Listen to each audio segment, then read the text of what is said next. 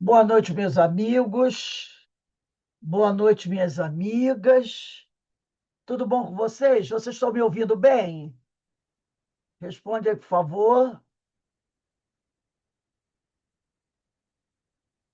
Vocês não estão me ouvindo? Estou ouvindo bem, Rose.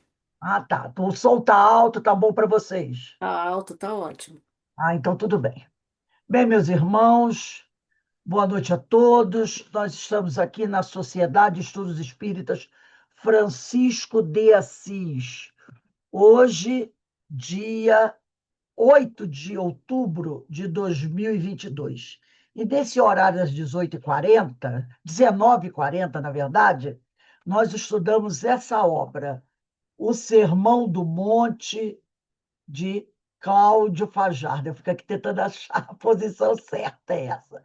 O Sermão do Monte, de Cláudio Fajardo. Nós estamos hoje, vamos iniciar o capítulo 6, Atitude Cristã. Gente, um capítulo espetacular.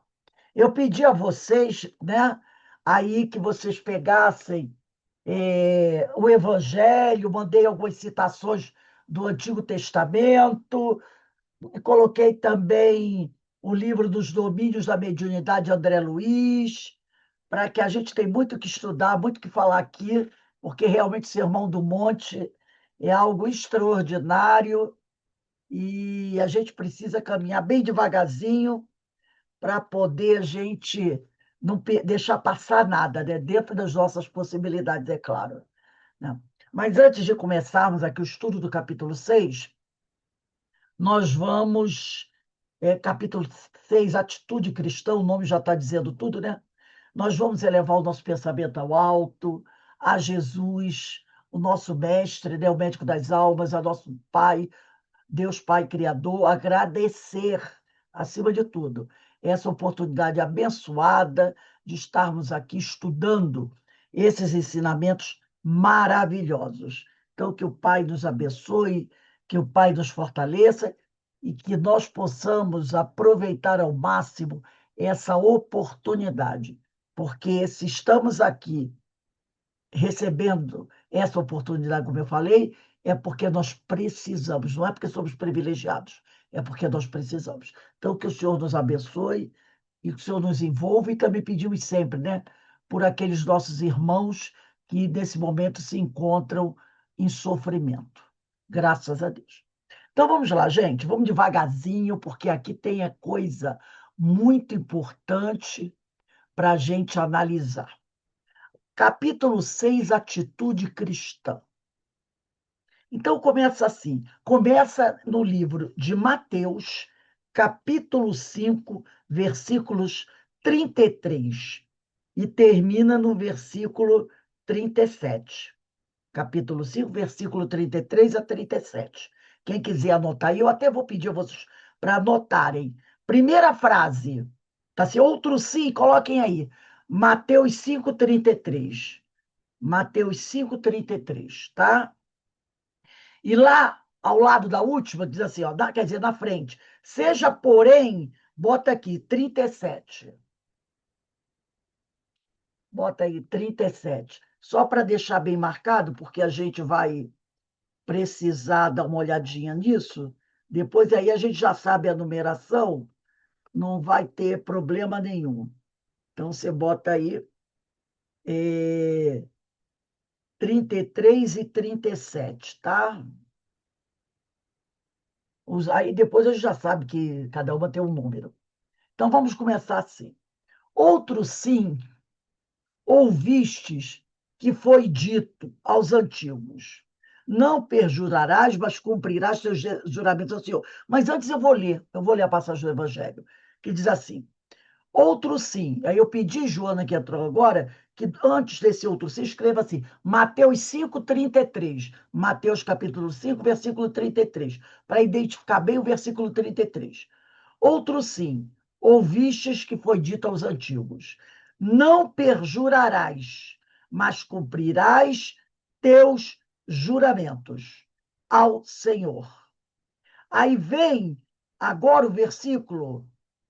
Não, aí esse não precisa numerar, não. Depois ele diz assim: eu, porém, vos digo que de maneira nenhuma jureis, nem pelo céu, porque é o trono de Deus, nem pela terra, porque é os cabelos de seus pés, nem por Jerusalém, porque é a cidade do grande rei, nem jurarás pela sua cabeça, porque não podes tornar o cabelo branco ou preto. Agora bota, aqui bota 35, versículo 35. Seja, porém, o vosso falar, sim, sim, não, não, porque o que se passa disso é de procedência maligna. Então, a primeira frase destacada é o versículo 33, né? Outro sim ouvistes o que foi dito aos antigos: não perjurarás, mas cumprirás teus juramentos ao Senhor, né? Então, olha aí o que ele está dizendo. Outro sim quer dizer igualmente, também, bem assim, né? São sinônimos dessa expressão. Ouvistes o que foi dito aos antigos. Mais uma vez, Jesus se refere aos mandamentos trazidos ao mundo por Moisés. Não era dele, e sim de Moisés. Porque ele diz: ouviste o que foi dito aos antigos. Então, mais uma vez, Jesus se refere aos mandamentos trazidos ao mundo por Moisés, mostrando que ele não veio acabar com esses mandamentos. Derrogar quer dizer acabar, mas explicar e comentá-los. Aí eu vou voltar nesse livro, a página, vou voltar aqui umas 3 páginas. No meu é página 83, eu não sei ainda de vocês. Quando ele diz assim, é antes do eu, porém, vos digo que qualquer que repudiar sua mulher. Voltando 3 páginas, você procura esse. Eu, porém, vos digo que qualquer que repudiar sua mulher.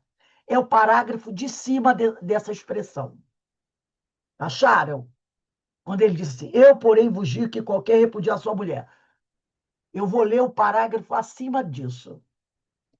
Diz assim, é por isso que o reto juiz afirma. Reto juiz é Jesus. Também foi dito. E logo após complementa, eu, porém, vos digo. Então, você vai encontrar no Evangelho, muitas vezes, essa expressão. Também foi dito aos antigos, quer dizer, aqueles que vieram antes dele.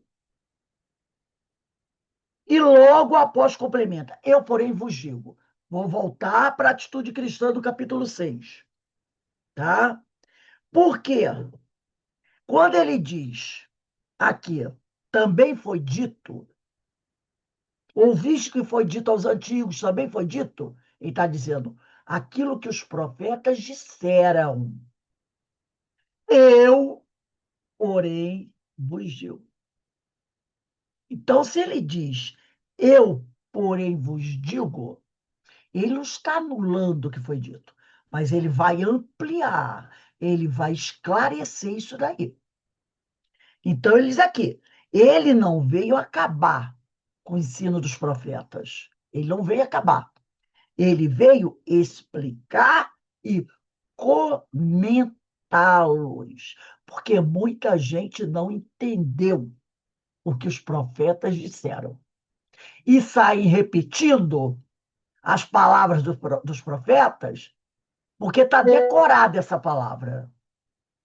Ela está decorada, mas não sabem explicar o que Jesus quis dizer com isso. E aqui ele diz, né? Não perja. Aí eu vou aqui no livro, vou dar uma paradinha, vou lá no livro Segredo das. Opa, fechou aqui a minha câmera. Vou abrir. Eu vou lá do Segredo das Bem-aventuranças, esse livro aqui, né? Que diz assim: ele vai tratar desse mesmo assunto. Ouvistes o que foi dito aos antigos. Muita gente vai dizer assim, mas, gente, nós já falamos isso, já repetimos isso. Outro dia, a gente estava aqui, eu faço no livro Culto do Lar, eu estudo um livro que eu recomendo a vocês. É Cirurgia Moral, o nome do livro.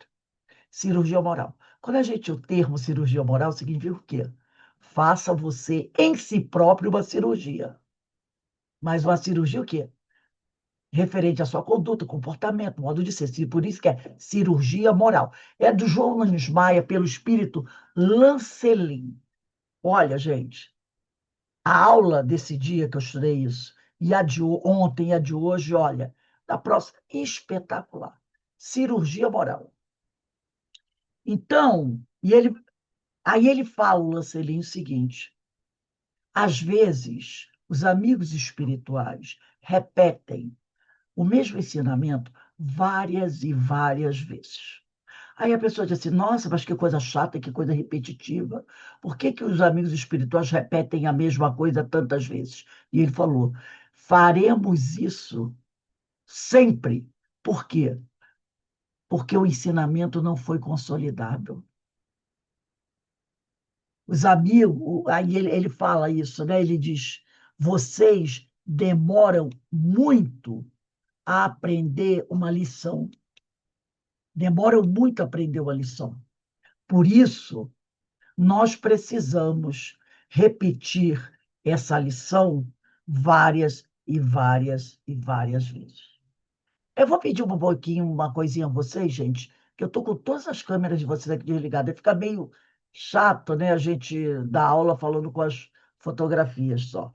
Quem puder ligar a câmera, eu agradeço. Então, ele fala isso, né? E os companheiros, nós temos dificuldades em apreender o ensinamento. Então, eles vão repetindo a mesmo tema, o mesmo assunto, que nem igual professor com aluno. Enquanto o aluno não aprender bem o conteúdo, o professor está sempre dando revisão, aula de revisão, aula, até que o aluno, né, consiga captar bem a mensagem. E eles dizem que por isso que vamos novamente lá. Então, aqui, ouvistes o que foi dito aos antigos. Eu, porém, vos digo, são antíteses. Antíteses são figuras de linguagem pela qual se opõem, numa mesma frase, duas palavras ou dois pensamentos de sentido contrário. Então, ouvistes o que foi dito aos antigos, eu, porém, vos digo. São antíteses que se repetem várias vezes durante a construção do sermão proferido por Jesus. Então, Jesus vai falar sobre isso várias vezes. Ouviste o que foi dito aos antigos, eu, porém, vos digo. Então, a gente vai encontrar essa expressão várias vezes no Evangelho, no Sermão do Monte. Na verdade, não se está contradizendo ou derrogando o que foi trazido por Moisés, mas colocando o pensamento em foco ético, mais nítido, dando explicação mais clara, sem prisão à letra que mata. Aí lá, que eu também passei isso para vocês, na segunda carta aos Coríntios, deixa eu só pegar, na segunda carta aos Coríntios, no, no capítulo 3, versículo 6, está escrito assim, segunda carta aos Coríntios, é a carta de Paulo de Tarso aos Coríntios. Ele diz assim: foi ele que nos tornou capazes de ser ministros de uma aliança nova. Quem foi ele? Jesus. Não da letra, não da letra. Quer dizer, não para ficar repetindo o que Jesus falou, como se fosse um gravador. Isso é muito importante o que Paulo está dizendo aqui. Segunda carta aos Coríntios, capítulo 3, versículo 6. Foi ele, o Mestre Jesus, que nos tornou capazes de ser ministros de uma aliança nova. Porque houve aquelas alianças, né? De Deus com Abraão, de Deus com Moisés. Então ele fala aqui de uma aliança nova. Não da letra. Não dá para ficarmos repetindo, mas do espírito. Esse espírito é a ideia, é o pensamento. Pois a letra mata. A letra é a forma, mas o espírito vivifica. O espírito é a ideia. Então, Paulo nos traz esse ensinamento fantástico, fantástico. Na segunda carta aos Coríntios, capítulo 3, versículo 6. Então, é o que o nosso companheiro aqui vai dizer, né? E, na verdade, Jesus não se está contradizendo ou derrogando o que foi trazido por Moisés, mas colocando o pensamento em foco ético, mais nítido, dando explicação mais clara, sem prisão à letra. E mata, que coloca aquilo dentro de uma caixinha, e aí você vê, às vezes, companheiros, né, de várias religiões, até mesmo espíritas, que ficam repetindo as coisas sem conseguir entender o que está nas entrelinhas. Então, Paulo fala sobre isso. Jesus nos convida a ser ministros dele. O que são ministros? Aqueles que divulgam o evangelho, mas que saibam compreender o que ele disse, para passar para as outras pessoas. E não ficarem simplesmente repetindo os trechos do evangelho, sem esclarecer, sem colocar luz nesses ensinamentos. É isso que ele está dizendo para a gente. Ele diz aqui, o que vivifica é o espírito da letra, afirmava Paulo. Em muitas ocasiões, consta nos evangelhos que Jesus fez o uso deste artifício de linguagem. Muitas vezes ele disse assim: no Velho Testamento foi dito assim. No entanto, isso deve ser entendido da seguinte forma. Então, a gente vai encontrar muitas vezes no Evangelho isso. Porque as pessoas escutavam o que o profeta lá no Velho Testamento disse e saiu repetindo. Saiu repetindo. É a técnica utilizada pelos professores no processo de aprendizagem. Jesus era mestre, tá? Um pedagogo. Tal palavra ou expressão diz literalmente assim: no entanto, a interpretação correta é esta. Era isso que Jesus queria dizer. Gente, presta atenção. Presta atenção. Tal expressão diz literalmente assim: no entanto, a interpretação correta é esta. Então, Jesus trazia a palavra do profeta, mas depois ele dizia: o que o profeta quis dizer com isso é assim. Ele interpretava aquele texto. Por isso que a gente vai encontrar muitas vezes Jesus usando essa expressão: ouviste o que foi dito aos antigos, porém eu vos digo. Entendeu? Porque ele sabia que muitas pessoas ficavam apenas repetindo o que ouviram, sem saber explicar, sem compreender o que verdadeiramente estava dito naquele texto, naquelas palavras. Aí, seguindo aqui, vamos lá, vamos seguir aqui. Não perjurarás. Nós estamos no capítulo 6. Não perjurarás. O não, esse advérbio, né? Está sempre presente nos mandamentos. Se vocês já observaram isso, né? Não matarás, não roubarás, não cobiçarás a mulher do próximo, não está lá? O não. Está sempre presente essa expressão. Não, não, não. Né? Não cometerás adultério, não roubarás. É que se tratando, olha só, é que em se tratando de evolução, em se tratando de evolução, no primeiro instante, o mais importante é não errar. Lembra da criança? Quando ela é pequenininha, o que que você diz assim? Aí a criança, 2, 3 anos, vem para botar o dedinho no buraquinho da tomada. O que que você fala para ele? Não pode botar o dedo aí. Você para explicar. Meu filho, nesta tomada tem um fio. Neste fio, por este fio passa a corrente elétrica. E o relógio da casa está ligado. Se você colocar o dedo aí, nesse fio desencapado, você poderá tomar um choque que pode até matá-lo ou queimar a sua mão. Você poderá até, né, ficar com problemas de movimento na mão. É assim que a gente fala com a criança de 2, 3 anos, quando ela bota o dedo na tomada. Você dá essas explicações para ela. Você diz: não, não bote a mão aí. Mamãe não quer que bote a mão aí. E se ele insiste, você vai até dando tapinha na mão dele, né? Que aí ele associa a dor com o dedinho que ele botou ali. E aí ele não bota mais. Não é assim, ó? Não pode botar a mão na boca do fogão que está quente. Não, é assim que a gente faz. Por quê?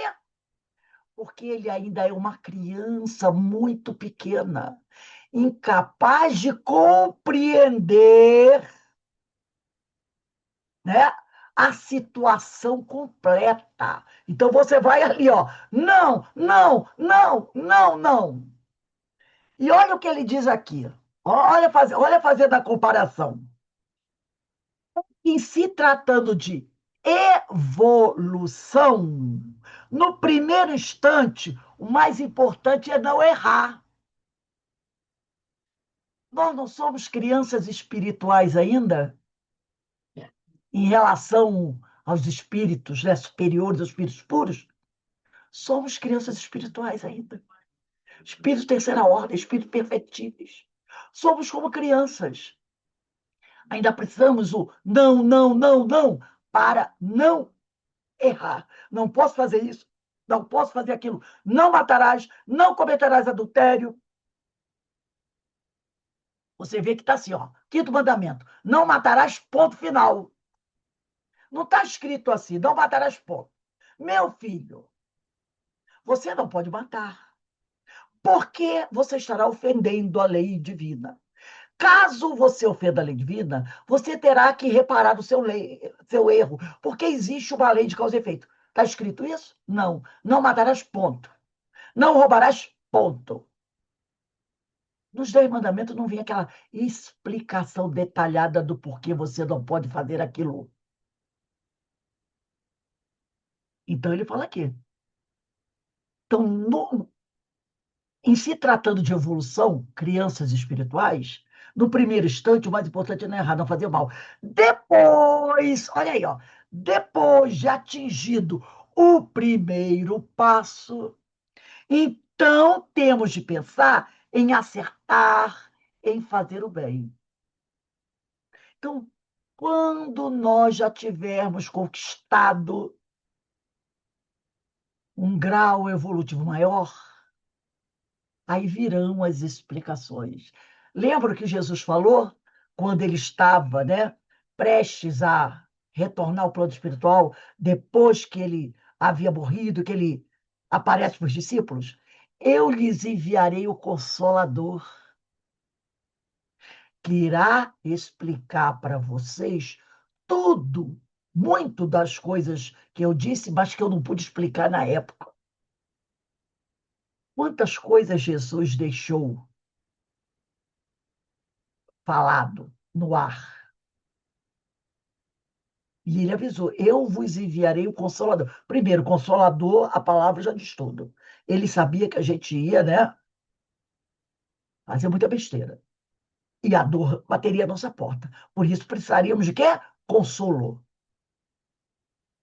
Então ele disse que vos enviarei o Consolador, que vos dirá tudo o que eu não pude dizer para vocês.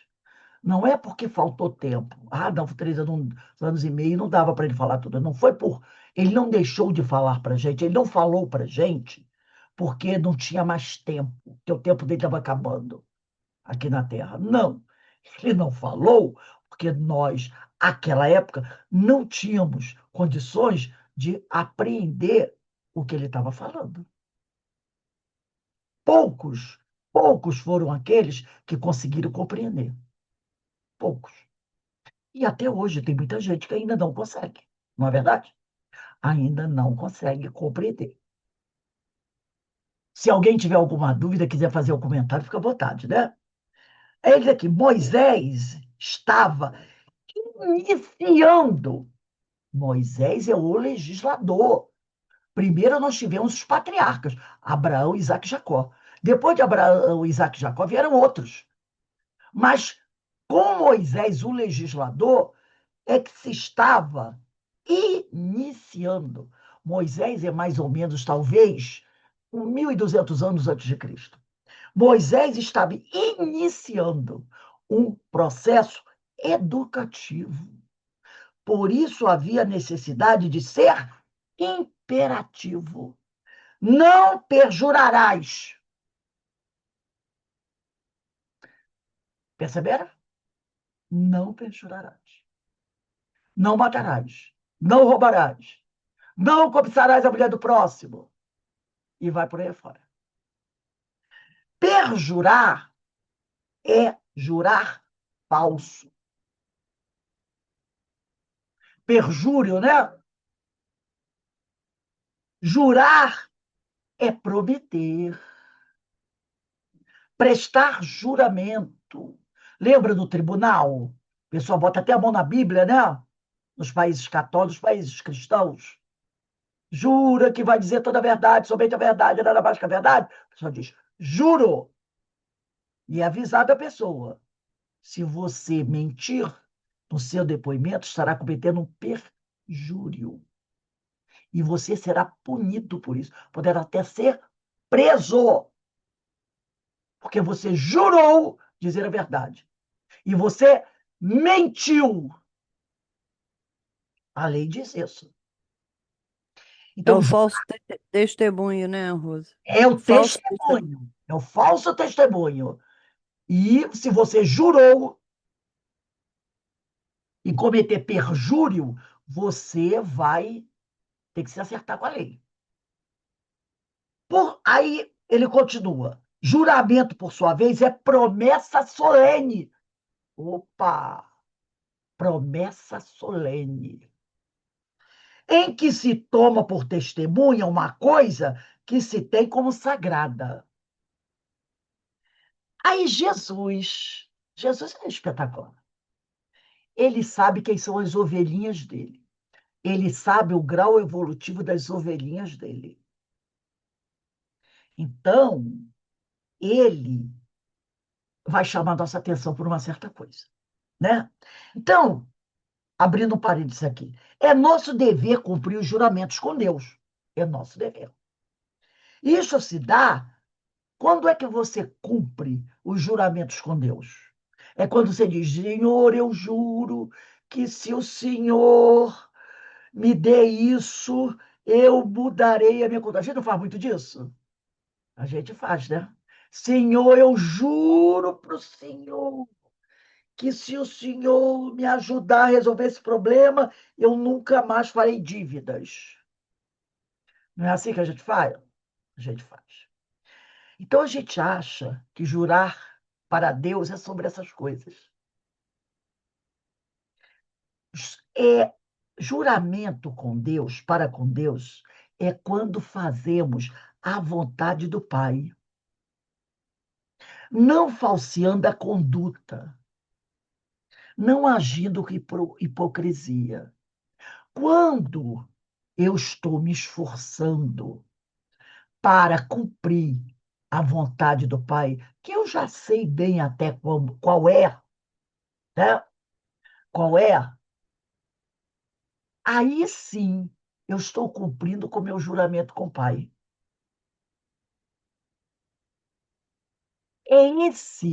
Essa é a aliança, a nova aliança. Então, quando você está procurando se corrigir, melhorar sua conduta, seu comportamento, seu pensamento, parando de falar mal dos outros, parando de desejar mal aos outros, entendeu? Nesse momento, você está cumprindo com o juramento com Deus. Aí eu fazendo umas análises, a gente pode dizer assim, ó, que naquela época, lá do passado, na época, até eu não falo daquela época do passado, mas, gente, muita coisa a gente escuta por aí, parece até que o cara está vivendo a época de Moisés ainda, né? Ao dizer que as pessoas, né, lá no passado, ao dizer que as pessoas eram orientadas a não quebrar o juramento, que Jesus fala aqui, né? Que nós não devemos, né, quebrar o nosso juramento. Ele diz aqui no versículo 33. Outro sim ouviste que foi dito aos antigos: não perjurarás, mas cumprirás teus juramentos ao Senhor. Mas cumprirás teus juramentos ao Senhor. Isso é o que foi dito aos antigos. O que os profetas disseram aos antigos. Mas cumprirás teus juramentos ao Senhor. Então, ao dizer que as pessoas eram orientadas a não quebrar o juramento e agir com fidelidade em cada promessa, Jesus não cita direto o decálogo. Ele não fala do decálogo, porque no decálogo está dito isso. Mas faz uma síntese das passagens que tratam do assunto.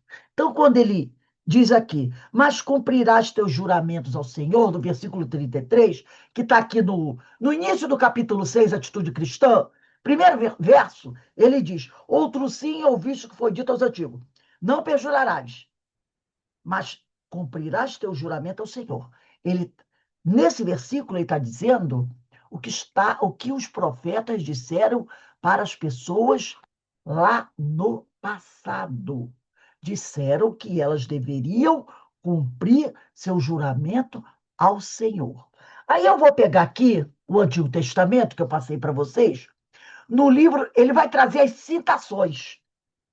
Porque quando Jesus falou isso, ele não foi lá em Êxodo, em Deuteronômio trazer, não. Ele fez uma síntese do que os antigos ouviram dos profetas. Então, lá no livro de Êxodo, quem abriu o Êxodo, está lá no Antigo Testamento, no capítulo 20, versículo 7. Olha o que está escrito do Êxodo. Não pronunciarás o nome de Javé, de Deus, teu Deus, em prova de falsidade, porque o Senhor não deixa impune aquele que pronuncia o seu nome em favor do erro. Não pronunciarás o nome de Javé, teu Deus, em prova de falsidade. É os tais juramentos. Prova de falsidade. Senhor, se o Senhor me ajudar a pagar minhas dívidas, eu não mais contrairei outras dívidas do meu cartão de crédito. Aí o sujeito consegue lá, com muita dificuldade, pagar a dívida dele. O cartão de crédito dele fica bonitinho, brilhando. Daqui a pouco, lá vai ele correndo para a loja com o cartãozinho de crédito dele. E, ó, se atola novamente. É isso que ele está falando aqui. Não pronunciarás o nome de teu Deus em prova de falsidade. Porque você jurou que não ia se endividar de novo. Depois, em Levítico, que é o terceiro livro de Moisés, que o primeiro é Gênesis, 19:12. Capítulo 19, versículo 12. Olha aqui. Não jurareis falso em meu nome, porque profanareis o nome de vosso Deus. Eu sou o Senhor. Números, quarto livro, 32. Moisés disse aos chefes das tribos israelitas: eis o que o Senhor ordenou. Se um homem fizer um voto ao Senhor, ou se comprometer com juramento, ou se comprometer com juramento a uma obrigação qualquer, não faltará a sua palavra, mas cumprirá toda a obrigação que tiver tomado. Ele está dizendo aqui, né? Não deixe de cumprir com a sua palavra.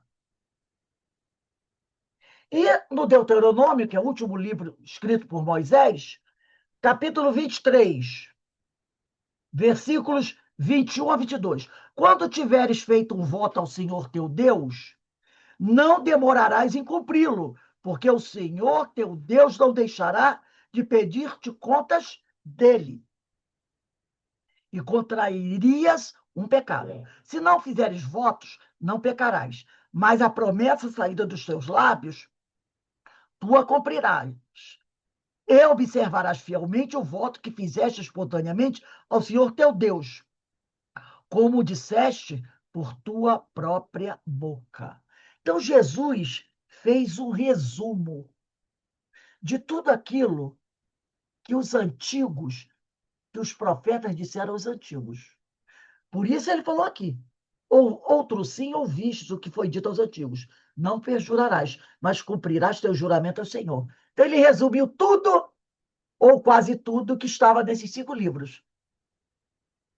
Preste atenção. Vocês ouviram o que os antigos disseram sobre isso, né? Eu, porém, vos digo. Eu, porém, vos digo.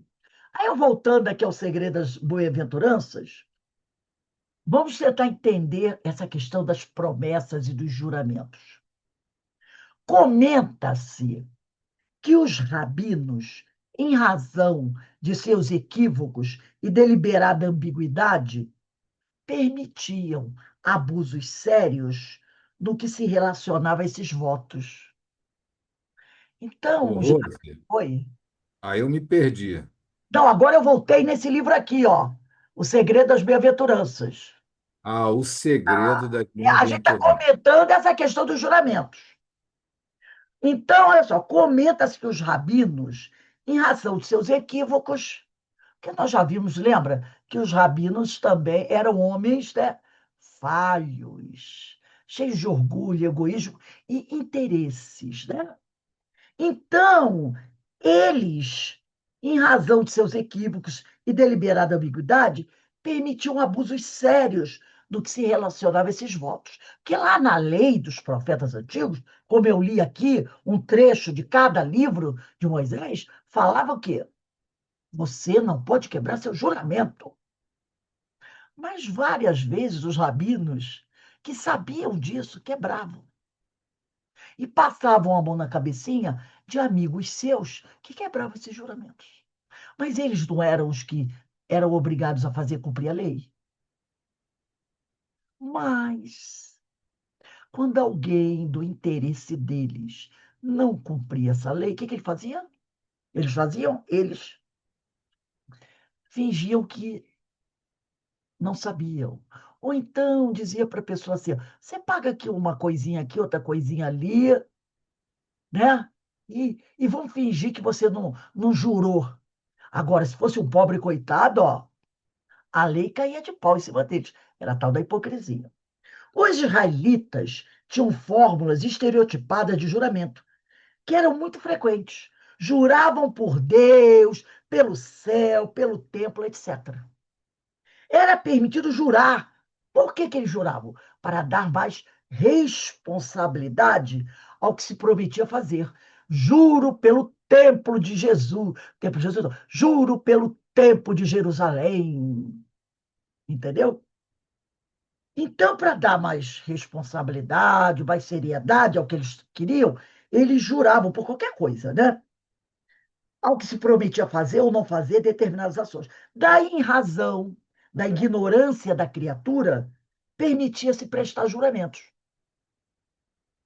De tal forma que, por medo de castigo, muitos cumpriam os juramentos, porque tinham medo de ser castigados se deixassem de cumprir um juramento. Então, a maioria do povo cumpria ali.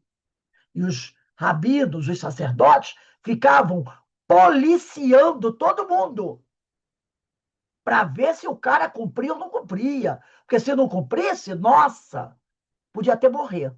Mas eles, os poderosos, muitas vezes falhavam no cumprimento dos tais juramentos e a coisa ficava por isso mesmo, né? E cumpriam mesmo sem a consciência do que juravam. Então, muitos deles cumpriam. E Jesus sabia disso. Jesus sabia disso. Que os antigos falaram uma coisa para eles. Vocês têm que cumprir. Eu lembro do não, não, não, não, não, não. Por quê? Porque era um povo ignorante. Então, às vezes, eles obrigavam as pessoas naquela época a fazerem juramentos e impunham aquele medo da pessoa. Se você não cumprir com o que você jurou, Deus vai te castigar ou você vai morrer. E a pessoa, com medo, cumpria com o juramento sem ter consciência do que estava jurando. E, de certa forma, vamos dizer assim, você mantinha um padrão de comportamento aceitável. Entendeu? Você mantinha a turma ali sob ordem, né? Ali, ó, dentro da linha, porque eles tinham medo de se infringir a lei de Deus. Se não cumprir com o juramento, eu vou ser punido.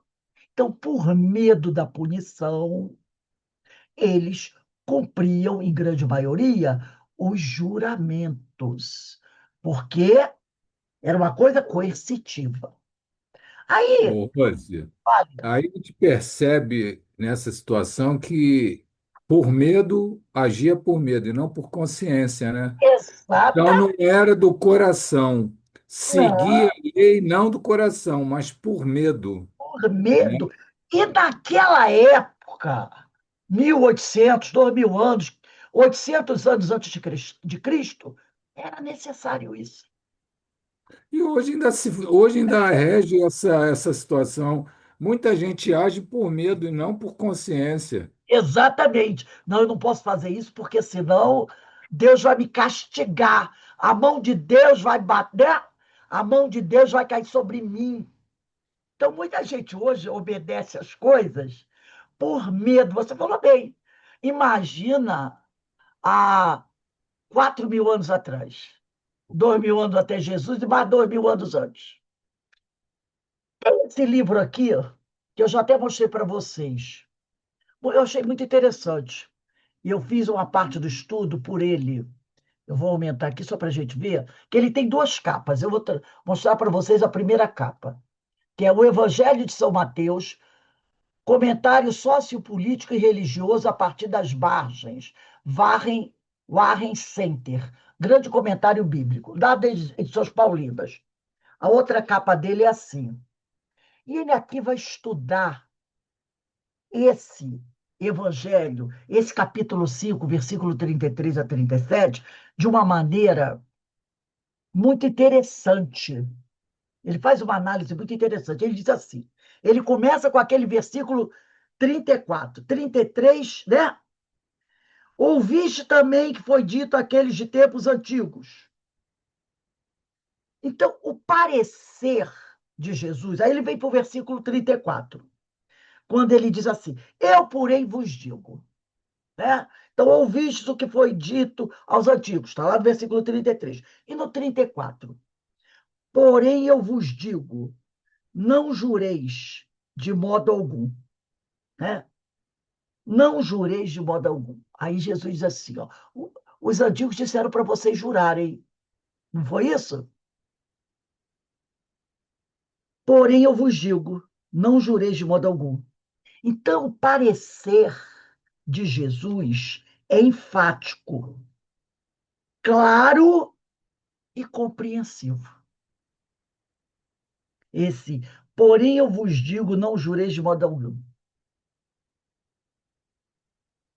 É a palavra de Jesus, lá do versículo 34. Eu, porém, vos digo, de maneira nenhuma jureis, nem pelo céu, porque é o trono de Deus. E vai por aí. Então, o parecer, quer dizer, o esclarecimento de Jesus sobre o que os antigos disseram é enfático, porém eu vos digo, não jureis. É enfático, é claro e é compreensivo. Quando ele diz de modo algum ou de maneira nenhuma, que é a mesma coisa, ele proscreve. O que é proscrever? É cancelar. É dizer assim, ó, Não façam mais isso. Ele proscreve não só o juramento falso, porque ele sabia que a maioria dos juramentos que a gente faz não é verdadeiro, né? A gente não cumpre. Não só o juramento falso, mas qualquer juramento. Jesus está dizendo assim, meus filhos, não façam juramentos, porque vocês não vão cumprir. Façam. Porque se você fizer um juramento do grau evolutivo em que você se encontra, você não vai jurar.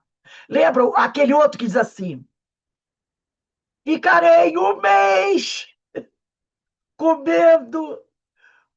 Aí, Denise, verdurinhas, tomando aguinha, comendo só biscoitinhos, porque preciso emagrecer. Aí você faz, juro por Deus que dessa vez serei fiel à minha dieta. Não é assim que a gente fala? Aí vem a primeira semana da segunda semana. Ai, meu Deus! Ai, senhor! Tô passando mal, tô com tonteira. Né? Ai, aí vai no restaurante. Olha, só hoje vou quebrar o meu jejum. Porque, afinal, eu vim jantar no restaurante, né? Eu fui convidada para essa festinha. Não posso, né? Porque tá lá, farei minha dieta, aquela dieta espartana, porque é preciso emagrecer 5 quilos em uma semana para caber naquela roupa, para ir àquele casamento. Então você começa aquela dieta espartana, daqui a pouco você atropela a tal da dieta. Então Jesus diz aqui, não façam nenhum juramento, porque no grau evolutivo de vocês, esses juramentos serão falsos. E para piorar, vocês ainda juram em nome de Deus. Entendeu? É isso que ele diz. Então, quando ele diz de maneira, ele é enfático, é claro e compreensivo. Então, esse de modo algum, de maneira alguma, ele está querendo, ele está proscrevendo. Os antigos disseram para vocês, jurem, mas naquela época tinha um objetivo, botar o povo na linha. Mas quando Jesus vem, ele vem o quê? Esclarecer o que os profetas disseram no passado e que nós não entendemos. Então ele diz, ó, os profetas antigos mandaram vocês jurarem. Naquela época era preciso, mas hoje não. Hoje acabou com esse negócio de juramento, tá? Ele proscreve não só o juramento falso, mas qualquer juramento. Qualquer juramento. Sua total proibição tem alguma afinidade com a aversão de alguns profetas, de alguns filósofos do passado, que alguns filósofos do passado, como Plutarco, Epicteto, também falavam contra esse negócio de juramento. Aí eu vou lá no versículo 36. Porque esse que eu comentei foi o 34, 35, 36. Este versículo 36, ele acrescenta outra razão para que a gente não jure. Ele diz assim,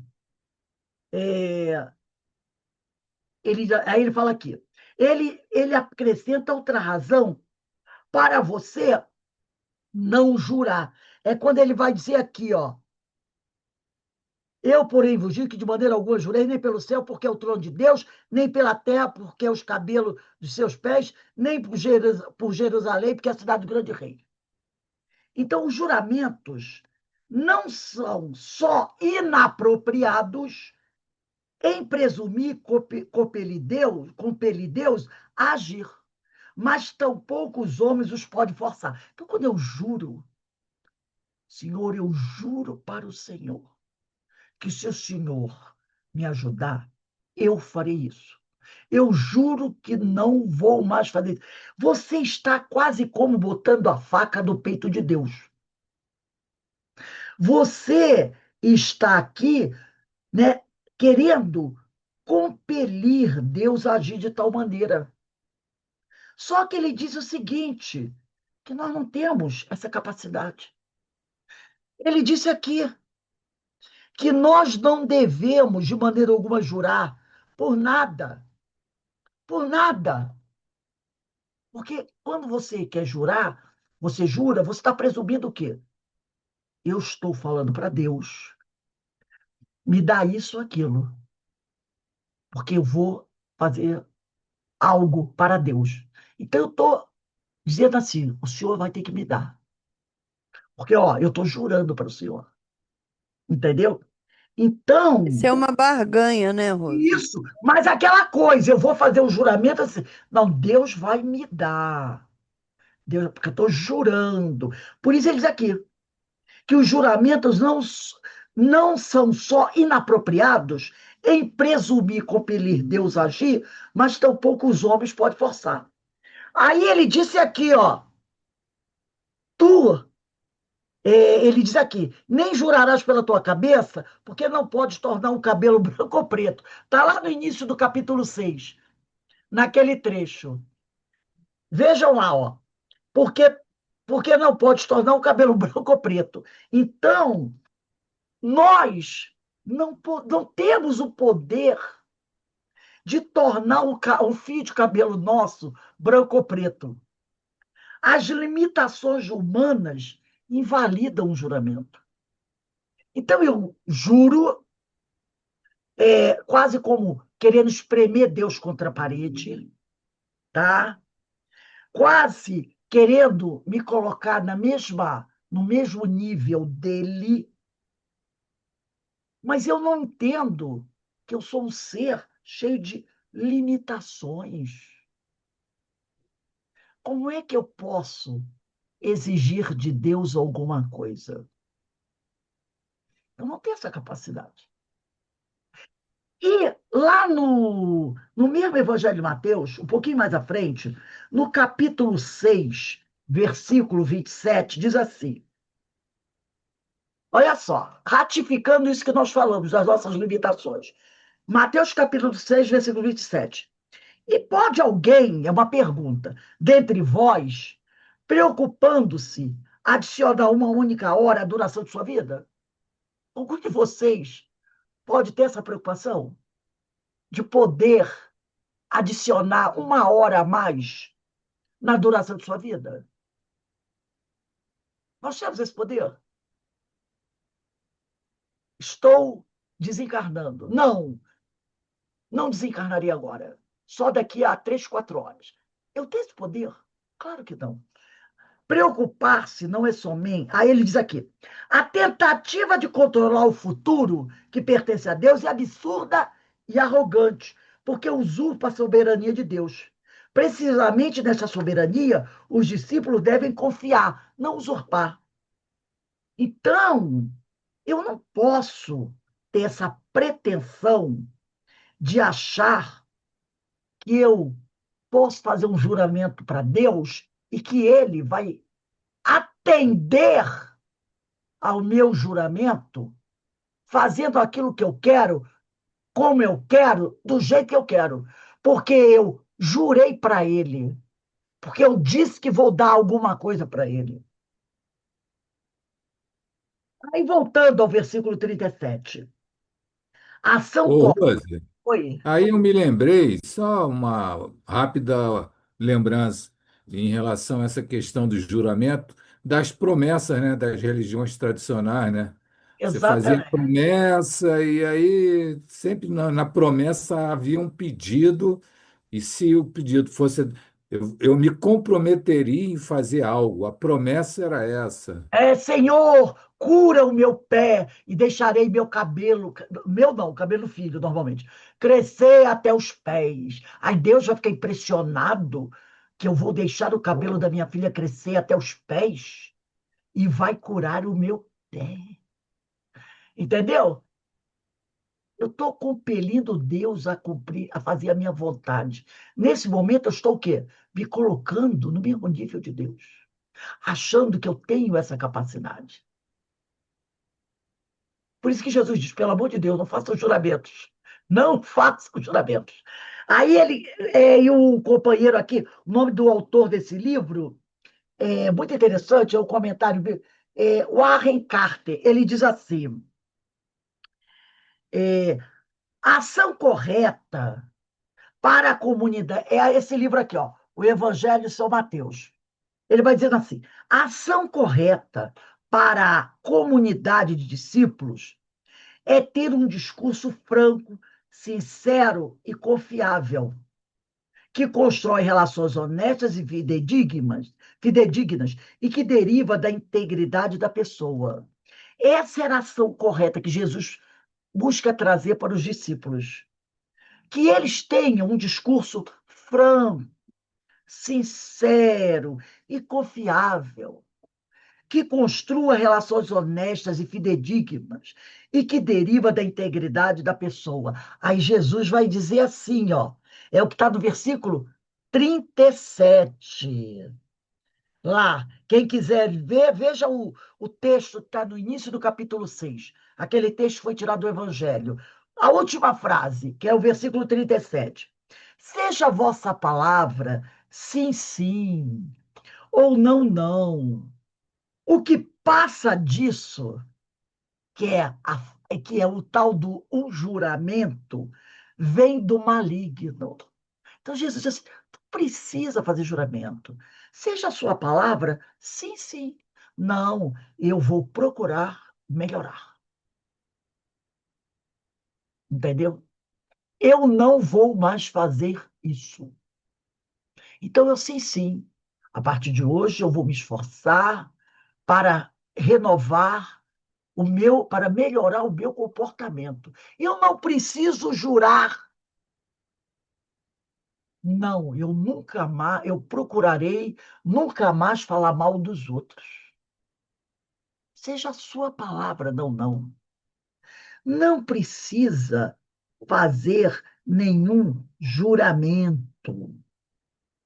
Aí ele continua, a conexão implícita, né? Ou melhor, ele diz, o juramento vem do maligno. Maligno quer dizer é aquelas coisas falsas, hipócritas, tá? Eles supõem invadir, aqueles que fazem juramento, a realeza de Deus, tentam forçar Deus a uma linha de ação e excedem os limites humanos. Criam desconfiança e relações falidas por meio de uma comunicação incerta.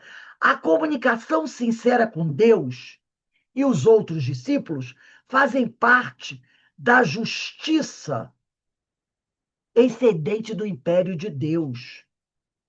Relações de confiança e integridade são necessárias para sustentar a comunicação, naquela época, minoritária, porque o grupo de seguidores de Jesus era pequeno, era pequeno. Então, no relacionamento deles com as pessoas, tinha que ter o quê?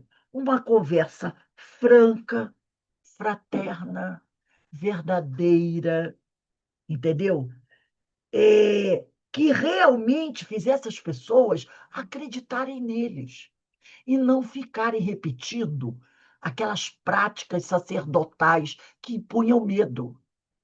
Jesus não quer que seus discípulos derramem medo sobre as pessoas.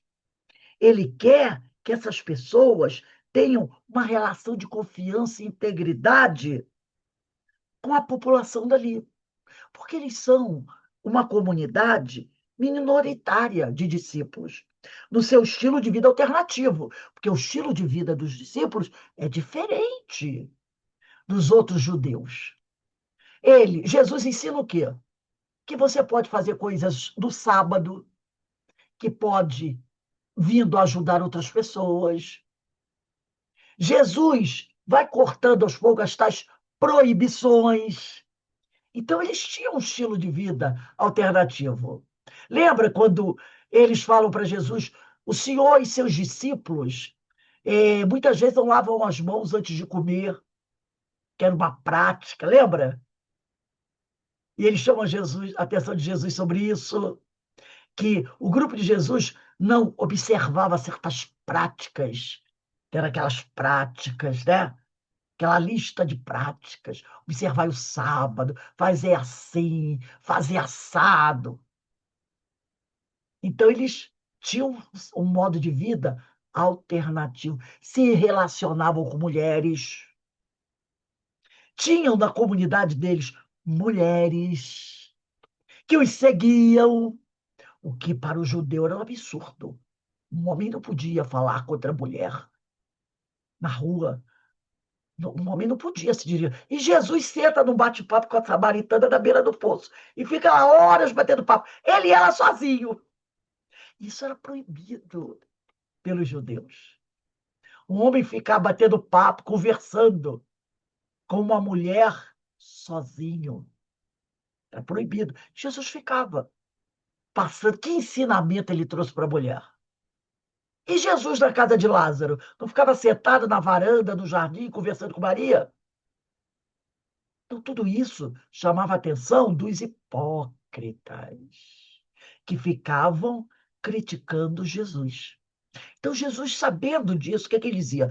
Vocês precisam ter uma conversar com a população, sem exigir delas essas coisas que eles estão sendo obrigados a cumprir por causa de outros. Então, eles não precisam, vocês não têm que ensinar eles a jurar nada.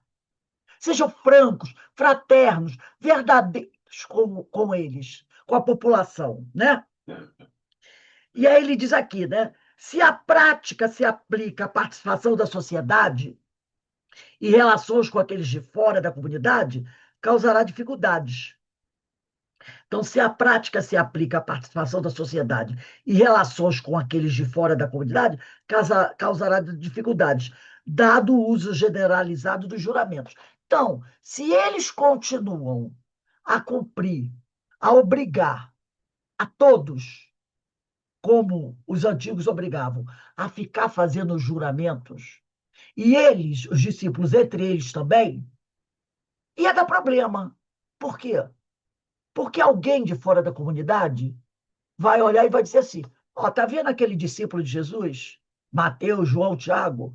Ele jurou para gente que ia agir assim, assim, assim. Olha ele agindo de forma contrária ao que ele jurou. Era o quê? Era dar o quê? Munição pro bandido, né? Porque eles já ficavam ali, cobrando atitudes de Jesus e seus discípulos, como lavar as mãos antes das refeições, observar o dia de sábado.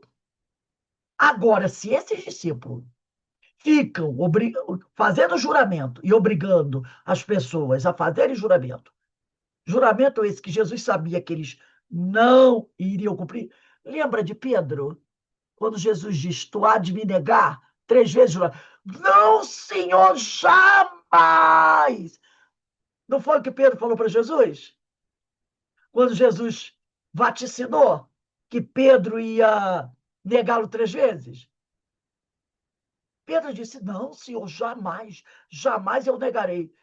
O que Pedro fez alguns dias depois? Negou 3 vezes e fugiu. E ele jurou para Jesus que ele jamais faria isso. E depois foi o que ele fez. Então Jesus sabia que essas pessoas não tinham condições de cumprir com juramentos. Por isso ele diz aqui, né, no versículo 34. Eu estou aqui no início do capítulo 6, Atitude Cristã. Eu, porém, vos digo que de maneira nenhuma jureis nem pelo céu, porque é o trono de Deus, nem pela terra, porque é os cabelos de seus pés, nem por Jerusalém, porque é a cidade do grande rei, nem jurarás pela tua cabeça, porque não podes tornar o cabelo branco ou preto. Vocês têm várias limitações. Seja, porém, o vosso falar sim, sim, não, não, porque o que passa disso, qualquer juramento que você colocar na sua palavra, é de procedência maligna. Quer dizer, você não vai cumprir. Isso será soará como algo falso. Entendeu? Então, ele faz esse alerta. Qualquer juramento que você fizer, qualquer juramento que você fizer, com as limitações que nós temos, qual a chance de nós cumprirmos 100%? É uma pergunta que eu faço, cada um faz para si. Com as fraquezas que ainda temos, qual é a chance que tem de nós cumprirmos 100% esse juramento? É pouca, é pouca. E o pior ainda, quando a gente, isso também está no Evangelho, né? Está aqui, deixa eu pegar aqui o meu evangelhozinho, velhinho. No Evangelho segundo o Espiritismo, está aqui.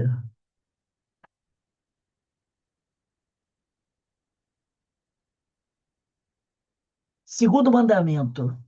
Está no Evangelho segundo o Espiritismo, capítulo 1, item 2, quando ele diz os mandamentos. Olha o segundo mandamento do Decálogo. Segundo mandamento. Não pronunciareis em vão o nome do Senhor vosso Deus. Não pronunciareis em vão o nome do Senhor vosso Deus. Então,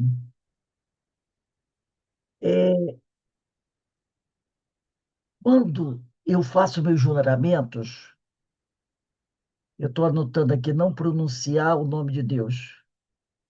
Quando eu faço meus juramentos, é quase certeza que eu não vou conseguir cumprir esses juramentos. Então, estarei o quê? Perjurando. Eu estarei perjurando, né?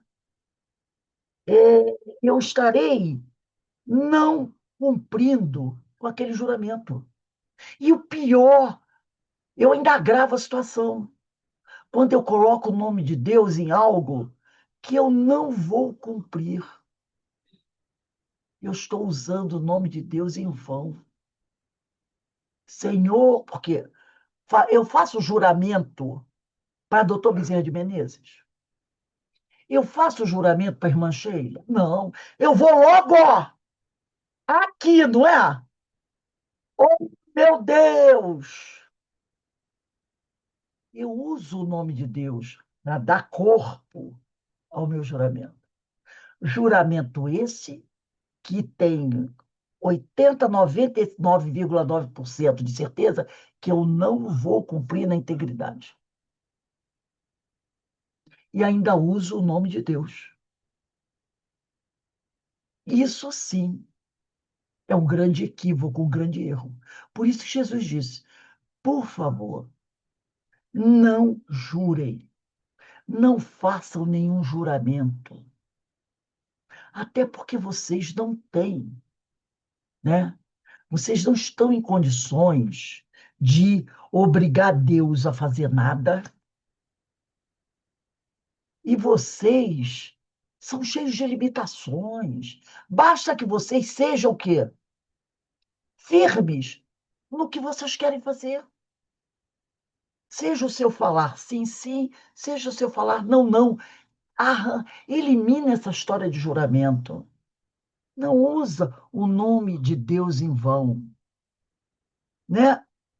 E aqui o Cláudio Fajardo vai dizer assim: desta forma, vemos que a questão da coerência religiosa, ele diz aqui, perjurar, né? É jurar falso, jurar é prometer, jurar é jurar. Ele diz perjurar e jurar falso é o que a gente faz, jurar é prometer, prestar juramento. Juramento, por sua vez, é promessa solene, em que se toma por testemunha uma coisa que se tem consagrada. Então, eu faço uma promessa solene, envolvendo o nome de Deus. Dali a 3 dias, a minha promessa está indo pelo ralo. Que falta de respeito, né? Desta forma, vemos que a questão da coerência religiosa já está presente como caminho a seguir, desde antes da era cristã. A palavra só está sob nosso domínio antes de ser proferida. Então, a tua palavra só está sobre seu domínio antes de ser proferida. A partir de então, depois que você fala, é de domínio público. Se falou, vinculou. Se prometeu, cumpre. O Velho Testamento já ensinava: não perjurarás. Então, Jesus diz, lembra que foi dito aos antigos, não perjure, não cometa perjúrio, porque uma promessa em nome de Deus é uma coisa solene, e vocês não estão em condições de fazer isso agora. Então, não façam isso, porque a partir do momento que você fizer isso, ele diz aqui, isso se tornou de domínio público. Isso já está vinculado. Então, quando você quebra essa promessa, não é uma coisa boa para você. Não é uma coisa boa para você. Você está se comprometendo e usando o nome de Deus em vão. Por isso, Jesus deixou bem claro aqui: de maneira nenhuma jureis. Não jureis por nada. Não jureis por Deus. Porque os antigos mandavam jurar. Mas eles mandavam jurar porque era um processo educativo para aquele povo que era como uma criança espiritual, que precisava estar ali sendo guiada. Com Jesus as coisas vão mudando. Jesus vem nos trazer o esclarecimento. E agora ele diz, ó, não jurem mais. Compreendam o que eu estou dizendo. Não há mais a necessidade disso. Vocês não são espíritos elevados ainda. Qualquer juramento que vocês façam, há grande possibilidade de vocês não cumprirem. Então, não envolva o nome de Deus nas suas questões pequenas, né? Porque, como está lá no Decálogo, não use o nome de Deus em vão. E a gente usa tanto, né? Jesus diz assim, respeite o nome do divino. Então, eu achei muito interessante isso aqui, nos alertando para essas questões que nós ainda realizamos, como o Alberto falou. Né? Às vezes a gente vai lá buscar isso. E Jesus falou: não, não, vocês não precisam fazer isso. Tomem uma decisão.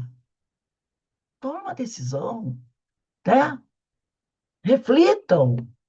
Eu não posso mais agir assim, mas entendam por que você não pode. Não é porque o profeta falou que você está proibido de fazer. Reflita que você não deve fazer, porque isso não é bom para você, que isso não é mais agradável para você. É o que Kardec fala da fé raciocinada. Entenda por que você não pode mais comer um prato de chocolate. Coma um, coma dois, mas não coma 3. Ah, não vou comer chocolate, porque o profeta Ananias falou que eu não posso comer chocolate, senão eu vou morrer. Entenda que você não pode comer 10 barras de chocolate, porque isso vai fazer mal para você. E aí você diz: evitarei comer muito chocolate. E aí você vai se esforçar para não comer muito chocolate. Mas isso não quer dizer que você não possa comer um ou dois. Boa noite, o Joey está saindo agora. Alguém gostaria de fazer algum comentário sobre isso que nós estamos conversando aqui? E aí, no caso, ô Rose, quando se faz um juramento, né, que é um equívoco, porque a gente está num processo de aprendizado e a gente sabe que a gente pode errar. Aí vem a culpa. E aí, Deus me perdoe, Senhor, me perdoe. Aí tu já pediu o juramento, disse que ia fazer, que me realize isso, eu juro que depois não cumpre, viu que errou, viu que não cumpriu, me perdoa. Aí é uma geram todo isso tudo recai sobre a consciência, porque você quando se volta a Deus, ao sagrado e jura ao sagrado, você está se comprometendo com a tua consciência. Você tem que responder depois por isso. Vai ter que responder por isso.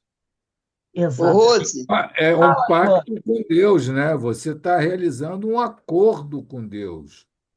E aí você não tem condição de cumprir, a tua consciência depois vai te cobrar. Aí, Exatamente. aí vem todo um processo de culpa, remorso. E aí é fogo. Fala, Joana. o Alberto está falando daí dos nossos promessas, compromissos com Deus, mas eu remeti a um problema meu, do compromisso do culto do Evangelho do Lar. Eu prometi, vou fazer culto toda terça-feira, às 18 horas. Ai, meu Deus, às vezes dá um horário, eu não me lembro de fazer. Aí depois eu fico, meu Deus, eu falei para a espiritualidade que eu ia fazer o culto às 18 horas da terça-feira.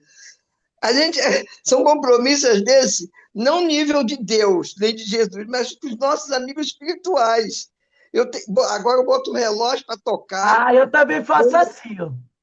porque a gente está distraída com as coisas, daqui a pouco. Ai, meu Deus, eles já foram até embora. Ai, me desculpa, que vergonha, vocês vieram aqui. Eu faço assim. Meu culto é toda terça-feira, 9h30 da manhã. Então eu boto o relógio para despertar 9 horas, que é o despertador celular, né? Aí tem lá o assunto, aí bota assim, 9h30, culto do lar. Então o relógio desperta 9 horas, eu olho e no recado, que ali no assunto do despertador, né? Do celular pede, né? O tema do despertar. Aí eu boto assim, 9h30, culto do lar. Então, 9 horas tocou, tá lá, 9h30 com tudo lá. Aí eu já sei, 9 horas, vamos arrumar a mesa, essas coisas assim. Ou então você pode botar assim, se é 18 horas, bota assim, 20 para as 6, 15 para as 6, bota para despertar e escreve lá, culto do lado, 18h30. Porque aí você não erra. Porque se ficar só da nossa cabeça e do jeito que a gente tem um monte de coisa para fazer, às vezes você está fazendo uma coisa e quando vê, passou. Não foi nem porque você estava fazendo uma bobagem. Às vezes você estava fazendo uma coisa séria. Mas como você não botou no despertador, passou o horário. Então ponha no seu despertador. Se o culto do lar é 10 horas, você bota assim, 20 para as 10. Bota para despertar 20 para as 10 e escreve lá do assunto. Culto do lar, 10 horas. Quem tocou, aí você já para, tem um tempo para arrumar suas coisas, encerrar o que está fazendo, arrumar suas coisas e fazer teu culto. Agora, por exemplo, quando eu viajo, às vezes eu levo o livro. E lá da casa da minha mãe, quando eu vou ao Rio, eu faço o culto, né? Então, agora, tem dia que às vezes você tem um médico no horário, mas aí eu já sei que tem um médico, um dia antes eu já converso com espiritualidade, né? Eu digo para as ó, terça-feira não vai dar para fazer o culto porque eu tenho um médico no horário do culto. E, né, tem que ir ao médico. Então, eu já dou a minha. Então, a espiritualidade já sabe. Né? Não, terça-feira, meu culto, 9h30, eu tenho um médico, 9 horas, não vou poder fazer o culto. Então, a espiritualidade já sabe que naquele horário você vai estar com um compromisso que não pode abrir mão. Então, a espiritualidade não vem ali, ou eles até vêm e fazem o culto entre eles, porque eles sabem que você não está deixando de fazer o culto por uma bobagem. Então, eu acredito que até a espiritualidade venha, faça o estudo na sua casa, naquele horário, você não está presente, mas eles sabem o motivo, né? Então, a gente tem que arrumando nosso jeitinho, né? Para tentar, da melhor forma possível, cumprir com as nossas obrigações. Mas o que fica caracterizado aqui nesse estudo de hoje, para mim, é essa observação de Jesus. Para com esse negócio. Os profetas disseram para vocês jurarem lá 2.000 anos, 4.000 anos atrás, porque tinha um objetivo, que era o quê? Tentar melhorar o comportamento das pessoas, até por coerção mesmo, porque era uma turma muito ignorante, muito violenta. Então, a única coisa que impunha respeito àquelas pessoas era o medo. Era o medo que eles, que segurava aquele povo, era o medo. Agora, quando Jesus vem da segunda revelação, não há mais a necessidade de medo, e sim de compreensão. Tanto que qual era a ideia de Deus naquela época? 2.000 anos antes de Jesus, 500, 800, 1.000 anos de Jesus. Era um Deus o quê? Punitivo, não era? Era um Deus punitivo. Quando Jesus vem mostrar um Deus Pai. Olha a diferença. E ele diz: se um homem não é capaz de dar uma pedra a um filho que lhe pede um pedaço de pão, imagine o vosso Pai que está nos céus, né? Então ele vem falar de Abba, que é papaizinho. Ele fala: Deus é nosso papaizinho. Aquele Deus que Moisés, Abraão, Isaac e Jacó apresentava, tinha jeito de papaizinho? Não. Era um Deus que mandava ir para a guerra, era um Deus punitivo, é um Deus que manda um dos patriarcas, acho que é Jacó, levar o filho para uma montanha para fazer um teste com ele, né? Que na realidade eram os espíritos que diziam que se colocavam como Deus, e Jacó vai lá para matar o filho, e de repente o filho diz: não, pare, pare, olha o terror daquele homem até chegar lá com aquela faca e o filho. E o filho toda hora perguntando para o pai: pai, por que você está levando essa faca? Por que você está levando esse facão? Né? Isso é coisa de Deus. Mas as pessoas, era aquele Deus que eles temiam. Até os tem, né? O temor a Deus. A palavra temor vem de medo. Hoje, eles tentam mudar a palavra temor para respeito, veneração, né? Mas o povo daquela época tinha medo de Deus. Medo. Era aquele. E quando fazia um desenho, né? Era aquele homem sentado no trono, lá em cima, tomando conta de todo mundo, e a gente aqui embaixo, ó, morrendo de medo. Jesus vem e acaba com isso. Não, Deus é papaizinho, é Deus de amor, não é Deus de punição. Deus não castiga ninguém. Por que ele traz essa ideia? Porque agora nós não. A ideia ao povo da época da segunda revelação, nós não precisamos mais, aqueles homens de 2.000 anos atrás, e nós não precisamos mais ter medo de Deus. Temos que amar, adorar a Deus. Mas ainda tem muita gente no século 21, 2025, que ainda fala de Deus como aquele carrasco. A gente vê por aí muitas religiões, não é? Deus vai te castigar. Você vai pagar caro. Deus está te vendo. Mas você fica assim. Deus está vendo o que você está fazendo. E Ele vai te obrigar. Você vai pagar caro por tudo isso que você está falando. Não é a nossa verbalização? Você imagina Jesus falando isso? Claro que não. Claro que não. Jamais falaria isso. Mas nós ainda estamos. Nunca. Mas não precisamos mais jurar, porque Jesus, há 2.000 anos atrás, ó, acabou com o seu juramento. Não jurem mais. E nem por Deus, nem não jurem por nada.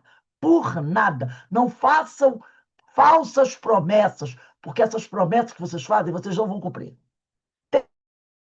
Sim, não, não. Tá? Então, meus irmãos, nós vamos encerrando aqui o nosso estudo do dia de hoje, agradecendo a Deus, né? Agradecendo a Jesus por essas lições imorredoras.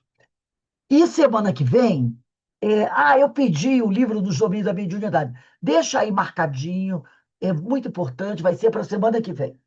Hoje são 8, né? Dia 15. Dia 15/10, a gente vai começar aqui, ó. Mas cumprirás teus juramentos ao Senhor. Mas cumprirás teus juramentos ao Senhor. Então, dia 15 a gente começa aqui, tá bom? E a gente vai aprendendo, vai crescendo. Repararam como esse Sermão do Monte é atual, gente? É um texto de 2000 anos.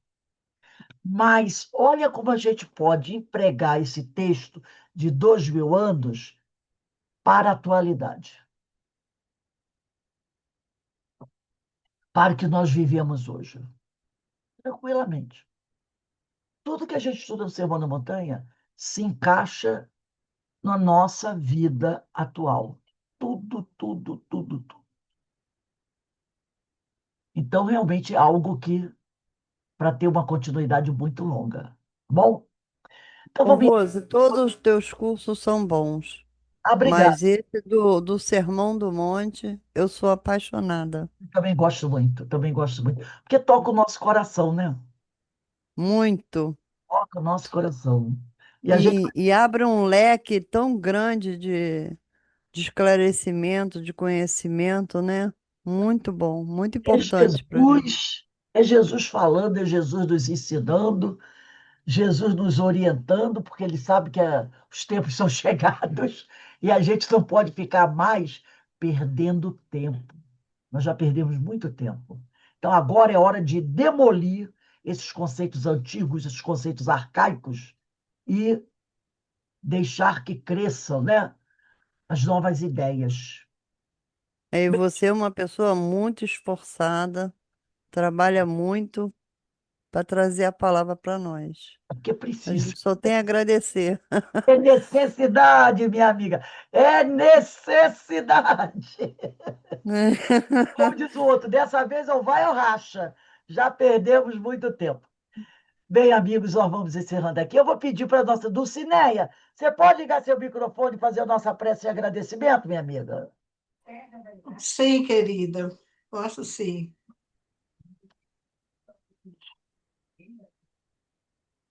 Senhor, somos gratos, Pai querido, pelas aprendizagens, Senhor, desse dia, dessa tarde, da noite. São aprendizados, são coisas que precisamos, Senhor, trazer para o nosso dia a dia, para a nossa vida, para que possamos estar alicerçados na Sua palavra, termos conhecimento de todas as coisas, de onde sobrevêm todas as coisas. Somos gratos, Senhor. Somos gratos por tudo que foi falado nessa tarde, nessa noite, nesses estudos. São estudos muito edificantes e somos gratos. Estamos de coração gratos todos os dias, em todos os momentos em que estamos atenciosos à Sua palavra, às coisas que são ensinamentos para a nossa vida. Muito gratos estamos nos nossos corações e pedindo ao Senhor também que nos ajude, Senhor, no nosso próximo trabalho a ser feito nessa noite, que sejamos iluminados, que o Senhor nos ajude em cada palavra, que nós possamos estar com o nosso coração sempre, sempre abertos a aprender cada dia mais. Gratidão, Senhor, por mais esse trabalho, por mais essa aprendizado. Que assim seja, graças a Deus. Graças a Deus. Uma boa noite, meus amigos. Bom trabalho para Boa noite. que Jesus abençoe a todos, tá bom? Gratidão, boa Passa aqui noite. para Denise. Deixa eu terminar aqui.